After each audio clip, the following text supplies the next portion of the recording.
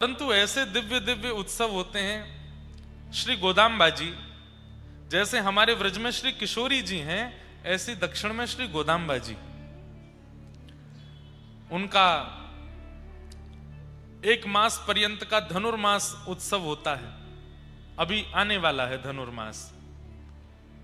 श्री गोदाम्बा जी कथा सुनी और कथा में जब गोपियों के बारे में उन्होंने जाना, गोपियों के प्रेम के बारे में उन्होंने सुना, एक मास पर्यंत तक उन्होंने एक व्रत किया। कभी श्री वैष्णव रामानुजी परंपरा के जो वैष्णव यहां बैठे हैं या जो दीक्षा लेना चाहते हैं या ले चुके हैं, आचार्य चरणों से एक बार धनुर्मास की विधि पूछिएगा कि कैसे किस विधि से व्रत होता है। रोज एक गाथा सुनाई जाती है ठाकुर जी की, उसमें व्रत में नियम होते हैं, उन नियमों से किया जाता है, खूब नृत्य होता है, उत्सव होता है। एक महीने के उस व्रत का फल क्या मिलता है? गोदाम्बा जी की थोड़ी लीला चर्चा सुनाए आपको। दक्षिण भारत में एक आलवार हुए, उनकी पुत्री थी श्री गोदाम्बा जी।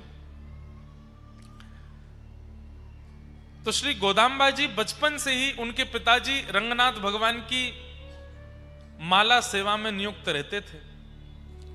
बंधुओं, अगर जीवन में चाहते हैं कि ठाकुर जी आपसे प्रसन्न रहें, तो अपने घर में तुलसी जी, खूब सारी तुलसी जी और पुष्पों के पौधे नियुक्त कर दीजिए और उन्हीं से निर्माण करके चाहे छोटी माला बनाओ, अपने हाथ से बना के ठाकुर जी को पधराओ। ठाकुर जी इतने रीझ जाते हैं। श्रीमद् भागवत में वर्णन आता है, जब भगवान कंस वध करने के लिए मथुरा जा रहे थे तो एक माली ने अपने बगीचे के पुष्पों से माला बना करके पहनाई। तब ठाकुर जी वहां वर्णन करते हैं, जो व्यक्ति स्वयं सिंचन करके बगीचों से पुष्प तोड़ करके माला बना करके मुझे धारण कराता है, मैं उससे सदा रीझा रहता हूं, सदा प्रसन्न रहता हूं। और ठाकुर जी रीझ जाएं तो फिर कोई और की मजाल के हम तो रूठ जाए। ठाकुर जी प्रसन्न रहें तो सब प्रसन्न रहेंगे। इसलिए तुलसी जी हों, पुष्प हों, बहुत सुंदर सेवा है। आप ठाकुर जी का मधुर श्रृंगार नहीं कर पाते, भोग नहीं बना पाते, उसके लिए कोई व्यवस्था कर दो, पर अपनी सेवा एक जुम्मे में रखो। क्या? नित्य माला जी सिद्ध करके ठाकुर जी को धराओ। माला जी सिद्ध करना भी एक कला है। हमारे ठाकुर जी तो इतने छोटे से हैं, अभी आमेंगे देखियो, पता ही नहीं चलेगी कहां है ठाकुर जी। छोटे से हैं लाला, लेकिन छोटे से ठाकुर जी की माला कैसे बनती है?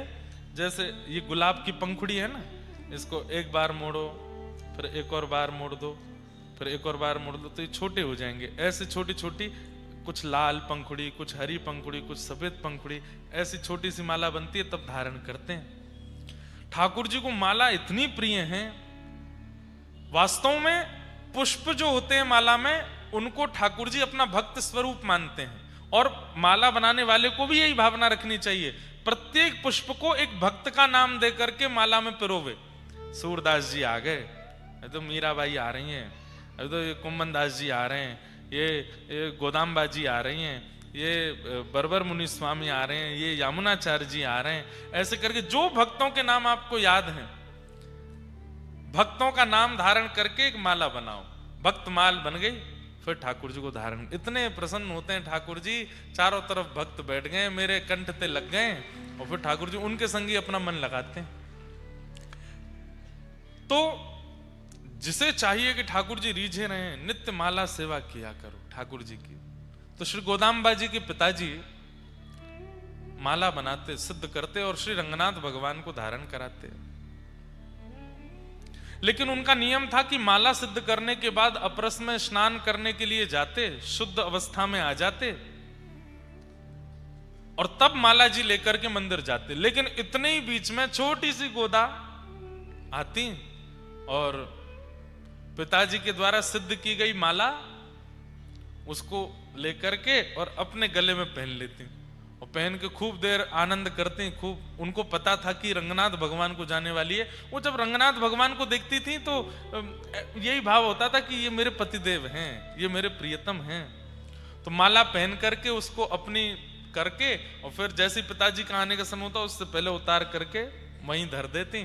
पिताजी वो माला जाकर के ठाकुर जी को पहनाते। उतरी हुई माला ठाकुर जी को धराना अपराध है, पर गोदाम्बा जी तो नित्य माला पहनती और उसको अपनी उतरन कर देते, ठाकुर जी को पहनाते। एक दिन पिताजी ने देख लिया कि श्री गोदाम्बा जी वही माला पहन करके घूम रही है जो ठाकुर जी को पधरानी है अभी। उन्होंने आकर के कहा, लाली तुम क्या कर रही हो, ये तो ठाकुर जी को पधरानी है, तुम कैसे पहन सकती हो। छोटी सी गोदा जी के नेत्र सजल हो गए, बोले पिताजी मैं तो रोज पहनती, अब तक ना जाने कितने वर्षों से मेरी ही ठाकुर जी माला पहनी हुई धारण करते हैं रंगनाथ भगवान। पिताजी ने डांटा, बोले ऐसे नहीं करते, अपने उतरन ठाकुर जी को नहीं धराते, बहुत बड़ा अपराध लगता है। दूसरी शुद्ध माला निर्माण की और गोदाम्बा जी के हाथ ना पड़े उससे पहले जाकर के रंगनाथ भगवान को पधरा दी। जैसे ही ठाकुर जी ने गले में धारण कराई, तुरंत माला टूट करके गिर पड़ी। एक और माला बना करके पहनाई, फिर से टूट के गिर पड़ी। गोदा जी खड़ी खड़ी देख रही थी। पिताजी वो ऐसे नहीं पहनेंगे, तो एक बार मुझे पहनाओ पहले और मेरी उतार के फिर पहनाओ, देखना फिर नहीं टूटेगी। पिताजी बोले मैं ये अपराध कैसे कर सकता हूं, अपने हाथ से ही पहना करके निर्माल्य और उतरी हुई माला पहनाऊं ठाकुर जी को। गोदाम्बा जी ठाकुर जी की ओर देखने लगी, अब तो आप ही कृपा करो, आप ही पिताजी को समझाओ कि आपको और मेरो तो प्रियतमा और प्रियतम को संबंध है। तब श्री रंगनाथ भगवान ने प्रकट होकर के उनके पिताजी को आज्ञा दी, आप संकोच मत कीजिए, माला जी गोदा को धराइए और उनकी उतार के हमको पहनाओ, क्योंकि वो हमें प्रियतम मानती हैं, इसलिए हम भी उनको प्रियतमा मानते हैं। और प्रियतमा की माला धारण करने में कोई अपराध नहीं है। नेत्र सजल हो गए, बोले ठाकुर जी अब प्रियतमा मानते ही हैं तो फिर पूर्ण रूपेण स्वीकार भी कर लीजिए और उसके लिए जो नियम साधन हो वो करिए। तो फिर 1 मास पर्यंत का धनुर्मास व्रत गोदाम्बा जी को बताया और श्री गोदाम्बा जी नित्य व्रत करती हैं और दिव्य प्रबंध का पाठ भी होता है। वहां पर नित्य ठाकुर जी की एक गाथा सुनाई जाती है। 30 गाथाएं हैं, 30 दिन के गाथाओं में 30 दिन का उत्सव चलता है। दक्षिणी भाषा में है, लिपि साउथ की है, पर बड़ी अद्भुत है। उन गाथाओं को गाकर के जो भी कन्या, जो भी पुरुष 30 दिन का व्रत कर लेता है उसको फलस्वरूप क्या प्राप्त होता है सुनो। 30 दिन बाद जैसे ही गोदाम्बा जी का व्रत पूर्ण हुआ, पिताजी के स्वप्न में ठाकुर जी आए और कहा अब आपकी पुत्री को हम स्वीकार करेंगे, इनका स्वयंवर करो। बोले स्वयंवर क्या करना है, जब आप स्वीकार कर ही चुके हो, जब आप मान ही चुके हो कि आप इनको स्वीकार करोगे पत्नी रूप में, तो आप आ जाइए स्वयंवर में, तो बहुत सारे वर आते हैं। तो बोले आपकी जो गृहिणी है, आपकी जो लाली गोदाम्बा है, इन्होंने इतना सुंदर दिव्य व्रत किया है कि मेरे जितने भी रूप हैं दक्षिण में, चाहे वो वेंकटेश तिरुपति बालाजी हैं, चाहे वो रंगनाथ हैं, चाहे वो वरदराज हैं, चाहे वो संपत कुमार हैं, सबके चित्त में इच्छा हो रही है बोले गोदाम्बा जी से तो हम ब्याह करेंगे। मतलब एक ही ठाकुर जी हैं, एक ही ठाकुर जी के अलग अलग रूप हैं, जैसे राधा रमण जी, राधा वल्लभ जी, बिहारी जी, मदन मोहन जी, गोपीनाथ जी आदि आदि सब ठाकुर जी के एक ही ठाकुर जी हैं, पर सबके रूप अलग अलग हैं। ऐसे ही दक्षिण में भी नारायण एक ही है, पर उनके रूप अलग अलग हैं, मंदिर अलग अलग हैं। सब लोग इधर देखो, ध्यान से सुनो।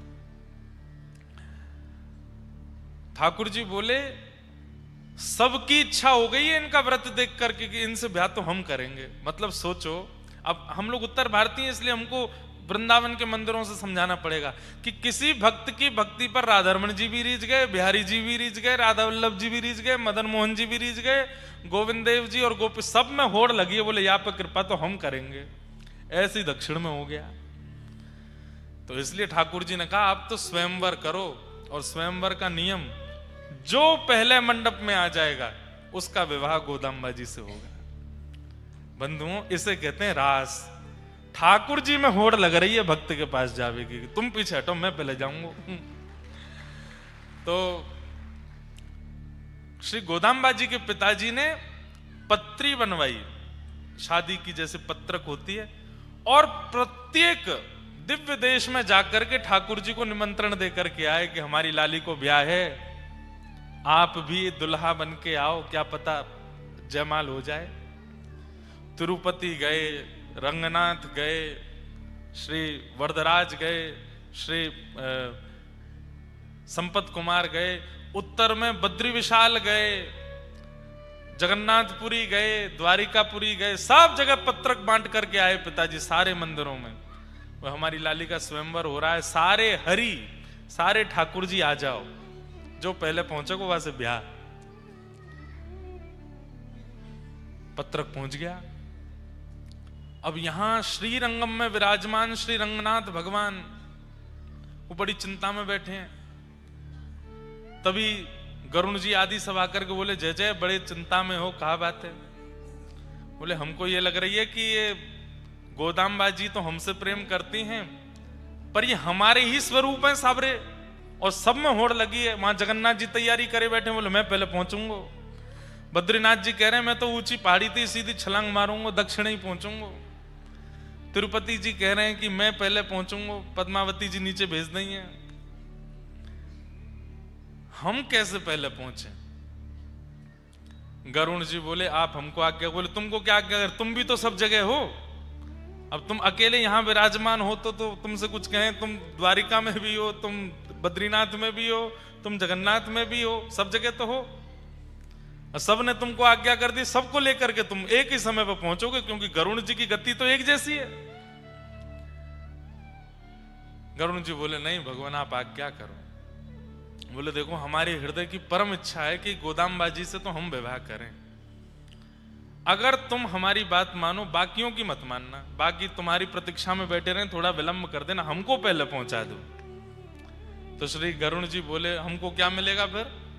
बोले आपको यह मिलेगा कि आप गरुण जी बाहर बैठे रहते मंदिर में, हम आपको गर्भगृह में बुला लेंगे और नित्य अपनी दिन रात की सेवा में अपने समीप बिठा लेंगे, फिर आप हमारे अंतःपुर की लीला भी दर्शन कर चुकोगे। इतने वर्षों से आप बाहर बैठे हो, गरुण जी का स्तंभ बाहर ही होता है, लेकिन ठाकुर जी ने उनको वचन दे दिया कि हम आपको भीतर विराजमान कर लेंगे, अपने गर्भगृह में अपने पास बिठा लेंगे, ताकि तुम हमारी प्रत्येक कैंकर्य का दर्शन कर सको। गरुण जी बोले तो ठीक है फिर। अच्छा, गरुण जी ने भी सबसे पूछा आप हमें क्या दोगे? जगन्नाथ जी ने कही महाप्रसाद दे देंगे, जो विशेष देगा उसको पहले पहुंचा दूंगा। सब ने अपने अपने कुछ, किसी ने कहा हम आपको वस्त्र दे देंगे, किसी ने कहा हम आपको सुदर्शन जी दे देंगे, किसी ने कहा आपको ये दे देंगे, लेकिन रंगनाथ भगवान ने सबसे सुंदर उपहार दिया। बोले क्या? हम आपको अपने गर्भगृह में अपने पास ही बैठा लेंगे, ताकि आप हमारा 24 घंटा दर्शन किया करो। ये भाव गरुण जी को भा गया। बोले कि ठीक है। और जिस दिन स्वयंवर होना था, सारे ठाकुर तैयार हो गए भारत के गोदाम्बा जी के विवाह स्वयंवर में जाने के लिए, लेकिन सब प्रतीक्षा कर रहे हैं गरुण जी कहाँ हैं। गरुण जी किसी के पास नहीं गए, रंगनाथ भगवान के पास गए, तुरंत कंधे पर विराजमान करके सीधे पहुंचे हैं स्वयंवर मंडप में, और सबसे पहले आगंतुक के रूप में श्री रंगनाथ भगवान पधारे, शंख चक्र गदा पद्म धारण करके। जैसे ही प्रभु पधारे, श्री गोदाम्बा जी ने उनका वरण किया। जैसे ही जयमाल पड़ रही थी, उसी समय द्वार के भीतर प्रवेश कर रहे हैं श्री तिरुपति बालाजी, उसी समय श्री जगन्नाथ जी, द्वारिकाधीश जी सब रे आए। बोले रह गए हम तो, गरुण कहाँ हैं? गरुण जी बोले आपसे भी बढ़िया ऑफर मिला था हमको, इसलिए इनको पहले लिया है। इन्होंने गर्भगृह में बैठाने का हमको आश्वासन दिया है, इसलिए हम इनको पहले लिया है। बोले अब हम लोग क्या करें? आ तो गए हम लोग, तो फिर रंगनाथ भगवान बोले दावत बनिए, पाओ बैठ के बराती हो सबरे, ठाकुर जी ही दुल्हा, ठाकुर जी ही बराती। ऐसा विवाह भारत में केवल एक ही बार हुआ, श्री गोदाम्बा जी का कल्याण उत्सव। तो कल उसी कल्याण उत्सव का सूक्ष्म दर्शन हम लोग कर रहे थे। ठाकुर जी की मधुर पालकी चल रही थी, उसका हम लोग अनुभव कर रहे थे। भगवान की उस आज्ञा को कि गरुण जी गर्भगृह में विराजेंगे, उसकी पूर्णता हुई श्री वृंदावन धाम में। हमारे वृंदावन में श्री राधा रमन जी के पास में, निधिवन राज के पास में उत्तर भारत का सबसे बड़ा मंदिर है श्री रंगजी मंदिर। आप लोग वहां दर्शन किए होंगे जो वृंदावन जाते हैं। मूल नाम उनका है गोदा रंगमन्नार मंदिर। वहां पर ठाकुर जी गोदाम्बा जी के साथ विराज रहे। ठाकुर जी की ऐसी छवि पूरे भारत में, नारायण की ऐसी छवि कहीं नहीं है। कैसी है? ऐसी है, ऐसे हाथ ऊपर किए, क्या बोले, गैया चरा रहे हैं नारायण प्रभु वहां पर। और वहीं गर्भगृह में गरुण जी साथ में विराज रहे हैं ठाकुर जी के। जो वचन ठाकुर जी ने दिया वो वचन निभाया, और श्री गोदाम्बा जी के साथ में नारायण प्रभु ने अपने समीप में गरुण जी को विराजमान किया, और वृंदावन में वो दर्शन आज भी होते हैं। गरुण जी बिल्कुल समकक्ष विराजमान है। ऐसे श्री गोदाम्बा जी को ठाकुर जी प्राप्त हुए। तो श्री वैष्णव रामानुजियों को ही वह व्रत करने का अधिकार है जो 30 दिन का व्रत हमारे धनुर्मास में होता है। और वैसे कोई ऐसी बात नहीं कि कोई एक संप्रदाय वाले ही करें। धनुर्मास में श्री गोदाम्बा जी की गाथा सुनकर के कोई भी उस व्रत का नियम धारण कर ले, पर बात यह है कि वही गाथा होनी चाहिए जो दक्षिण की है, तो उससे वर नारायण प्रसन्न होते हैं और प्रसन्न होकर के वर रूप में आते हैं और जीवन को प्राप्त होते हैं। ऐसे श्री ठाकुर जी के मंगल विधान को हम बारंबार प्रणाम करते हैं।